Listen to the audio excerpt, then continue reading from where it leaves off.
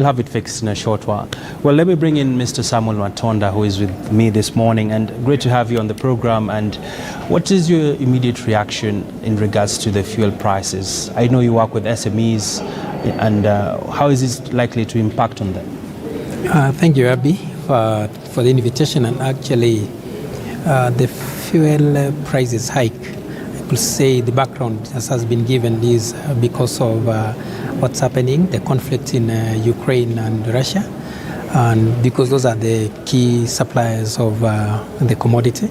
And of course, the impact that's been felt so far is that across all the sectors, there is going to be an increase of the cost of production and cost of commodities, cost of transportation, logistics, and that will definitely impact, or has already started impacting the SMEs, who are the cottage producers or manufacturers, and those who are doing business, trade, and meaning that that has also actually indirectly affected the exchange rate for those who are importing any products from out of the country, and including even the price of fertilizer, which the key major suppliers are actually Ukraine and Russia, meaning that even as we are gearing towards the planting season, we're not able to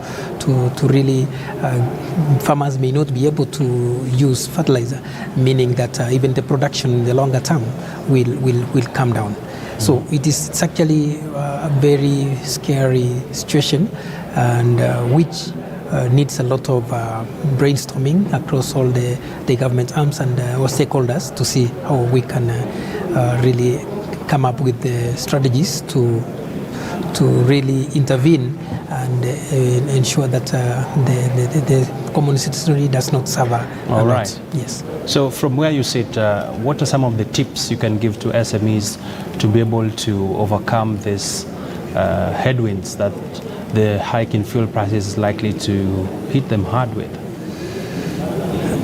First, as I've already said, is that all the sectors are affected. As I just mentioned about tourism, logistics, agribusiness, manufacturing, because they are using the fuel to either run generators or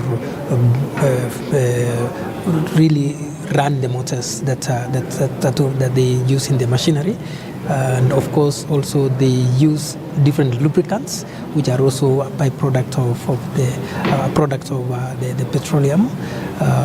But now, when we look at that cost, that is definitely going to be higher and worse as we move on. There are efforts that though may not be immediate, of looking at renewable energy. We are looking at the geothermal, which is our main source of energy in the country. Then that's renewable. We're also looking at solar energy. Most of the manufacturers may opt going to using renewable energy and solar energy for that matter. And there is really an effort to even work with those who are supplying, so that to reduce the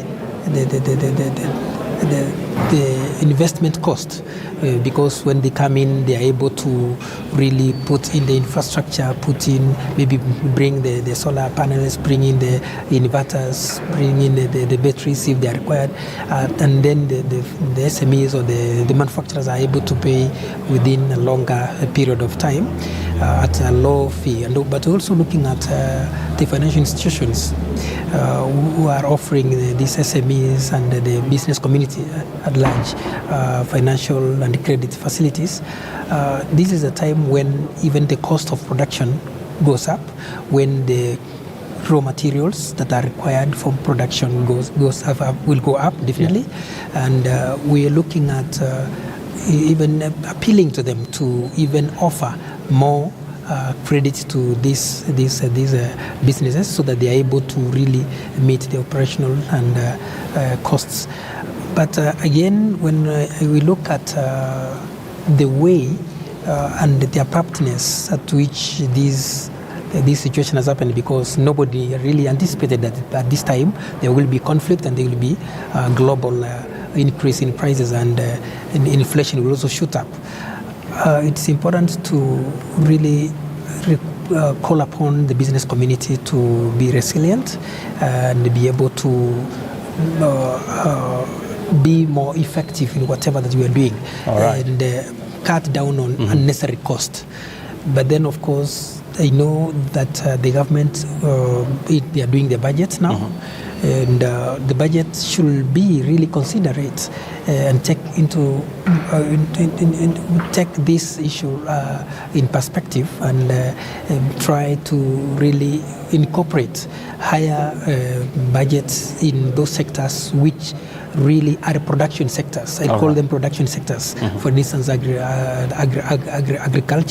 which is a production sector. It involves so many of the Kenyans. Looking at the support sectors like manufacturing in all across all the subsectors, be it packaging material because the price will go up, be it I talked about fertilizer, I talked about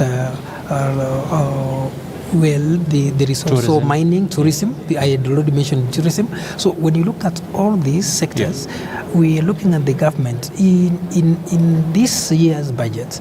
It is timely that they really take into consideration how they will cushion and even increase the stimulus packages, because we are still in COVID, though there was hope and indicators that we are recovering. But now this is also negating the gains that we had gotten from the quick recovery. So if in the budgets, I think the government could come in. I know they're doing something in fuel, stabilizing the prices, but we can also look at other sectors, how they can come in and support the MSMEs as well as the other business community. Okay, and finally, as we close, I just want to hear your quick parting shot when you look at does this cement the push towards going electric, because we're seeing a couple of African countries considering electric mobility in the public transport system as well as even in powering households. Thank you. I think there is a lot of effort by private sector. In under 30 seconds. Yes, on e-mobility. And I think that's why I'm talking about renewable energy and the solar energy, meaning that, yes, that is the way to go to reduce logistic cost, which is transport of goods and services, and even the personnel that move around to support the economy. All right. Thank you so much, Samuel Matonda, for joining us this morning. Thank you. And we do hope that these practical solutions can be able to be implemented across board to ensure that the industry enjoys better days ahead. And that has been Business Cafe. Brenda, any closing thoughts on this whole issue of fuel prices? I mean, Abby, this is a developing story that we are continuously going to be following today, even as the days to come. Remember, we did see yesterday the talks between Russia and Ukraine were not very fruitful. So, of course, that is a key determinant when it comes to the fuel prices. At the same time, of course, we are seeing a little bit of demand shrinking because China has imposed some restrictions in relation to COVID-19. So the question still remains, as Kenya being a net importer, just how far is the government willing to continue implementing the subsidy, whether will it be partial or fully, even as we go into an election year? Because, you know, cost of living is a key element for wananchi. So the question will remain, will the government continue to push further, even as it continues to cushion consumers against the high prices of this commodity? At the same time, Abi, we are also going to have quite an interesting discussion when it comes to business today. We are hosting the Standard Chartered CEO. They did release their earnings yesterday. Quite a stellar performance, I should say. So we are going to ask them how exactly they did manage to do that. And at the same time, we are also watching a conference in Mombasa in relation to digital currency, Abby. All right. Thank you for that. And of course, a whole load packed content coming up right about 3 p.m. Make a date with us at Business Today. Well, that has been your daily dose of Business Cafe, and grab a copy of the Standard, where we have the Financial Standard today, where a host of interesting stories that will be illuminating your day. Well, Thank you for your valid company. See you later. Have a lovely morning.